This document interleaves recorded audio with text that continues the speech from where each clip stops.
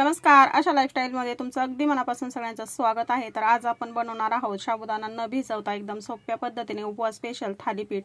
चला तर व्हिडिओला सुरुवात करूया। व्हिडिओ पूर्ण बघा आणि तुम्हाला जर हा व्हिडिओ आवडला तर व्हिडिओला लाईक करा, शेअर करा। चॅनलवरती नवीन असाल तर चॅनल सबस्क्राइब करायला विसरू नका। एकदम सोप्या पद्धतीने आपण इथे थालीपीठ बनवलेलं आहे। तर काय काय साहित्य घेतलं ते बघूया। एक वाटीभर इथे मी साबुदाणा घेतलेला आहे। साबुदाणा अगोदर मी ओल्या कपड्याने व्यवस्थित असा पुसून घेतला। आता पॅन मध्ये आपण साबुदाणा काढून घेतल्यानंतर हा कमी गॅसवरती आपण भाजून घेऊया। गॅस कमी ठेवायचा आणि कमी गॅसवरती आपल्याला छानपैकी हे साबुदाणा भाजून घ्यायचा आहे।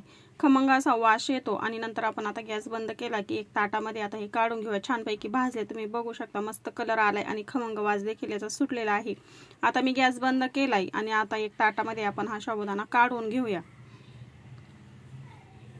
तर बघा इथे मी एक ताटामध्ये हा साबुदाणा काढून घेतलेला आहे। मस्त साबुदाणे आपले इथे भाजलेले आहेत।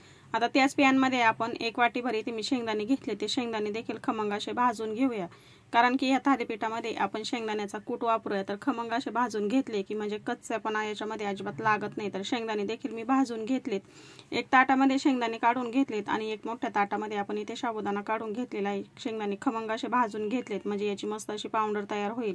आता मिक्सरच्या भांड्यामध्ये आपण साबुदाणे काढून घेतलेत। मस्त थंड झाले की नंतरच आपल्याला मिक्सरच्या भांड्यामध्ये घ्यायचे म्हणजे याची मस्त अशी पावडर होते आणि आपल्याला आपलं मिक्सरचं भांड देखील गरम होत नाही। तर बघा मी एक बाउल मध्ये अशा पद्धतीने इथे हे पीठ काढून घेतलेलं आहे। आता दुसऱ्या भांड्यामध्ये आपण हे पीठ काढून घेऊया।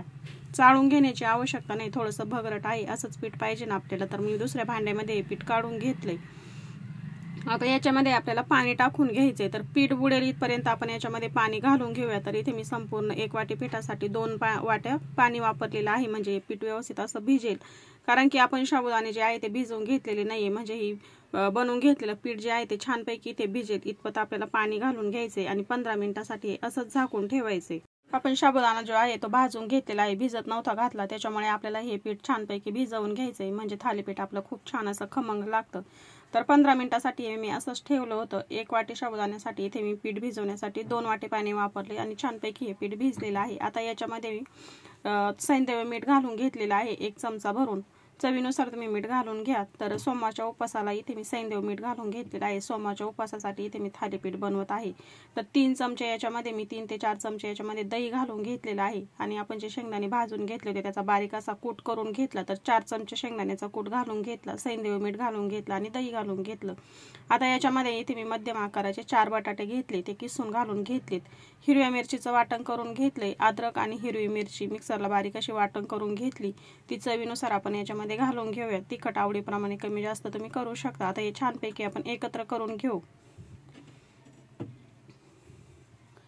तर बघा इथे मी एकत्र करून घेतलेलं आहे, चमच्याने व्यवस्थित असं एकजीव झालेला आहे। आता इथे मी टिश्यू पेपर घेतलाय, त्याच्यावरती 2 चमचे आपण इथे बनवून घेतलेलं मिश्रण घेतलंय।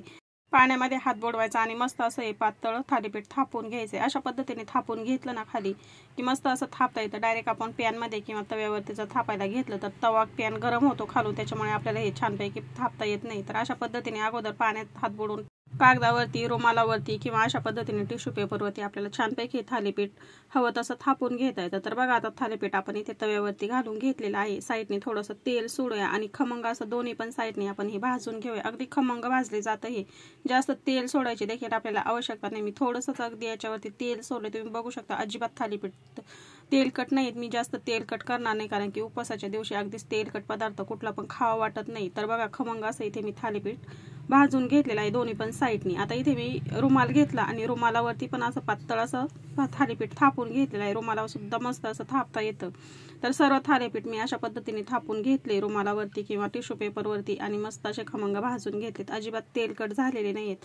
तर सोमवार स्पेशल इथे मी मस्त असे साबुदाणे न भिजवता थालीपीठ बनवलेलं आहे। तर सोमवारच्या उपवासामध्ये भगर खात नाहीत, महाशिवरात्रीला किंवा मग श्रावणी सोमवारला, कायमच्या सोमवारला भगर खाल्ली जात नाही, त्याच्यासाठी याच्यामध्ये आपण भगरीचा वापर न करता मस्त असे खमंग थालीपीठ बनवलेले आहेत। एकदम सोप्या पद्धतीने बनवले आहेत। मी याच्यामध्ये उकडून बटाटा वापरलेला आहे, तुम्ही कच्चा सुद्धा बटाटा याच्यामध्ये घालून मस्त असे खमंग थालीपीठ बनवू शकतात। तर बघा अशा पद्धतीने आपले सोमवार स्पेशल इथे खमंग थालीपीठ तयार झालेले आहेत। आजचा व्हिडिओ कसा वाटला मला कमेंटमध्ये नक्की सांगा। व्हिडिओ बघितल्याबद्दल अगदी मनापासून धन्यवाद।